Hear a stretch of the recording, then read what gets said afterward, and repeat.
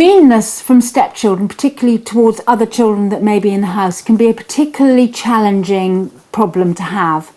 And the fact of the matter is that if other children in the household are being bullied or being put down or being roughly treated, you need to separate the children and keep them more or less apart. You can't allow that. You can't allow that to happen. Ideally, you do it in such a way that the children don't know that that separation is happening, but you can't allow an older child, for example, to treat a younger child roughly and let that situation continue.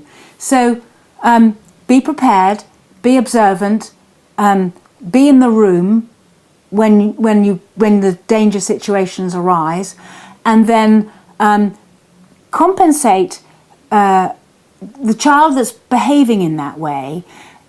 Needs a bit of me time instead. You need to get the balance. Why is that person needing to take out the revenge on that little one? So you need to work out. You need to balance that child's experience of life. Maybe it's time to give that child a bit of one-to-one time, not as a reward for behaving like that. Stop the behaviour when it's happening, but make sure you replace it with time that gives to the child that's being rough. It's almost an impossible situation when you've got two children that are your own and one blames the other and you can't work out what happened. It's a judgment thing. If it's been a terrible incident, then there has to be a punishment or a sanction for both or all, a kind of negative that this is not to happen.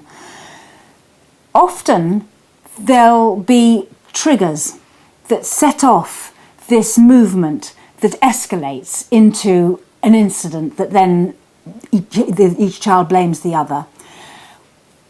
What you can do is you can speak to each child separately and at a different time. So one child doesn't know that you're speaking to the other child, but speak to the, over the course of the next 24 hours, you say to one child, what happened there? When you had that fight with so-and-so, and you say that so-and-so did that. What actually started that fight?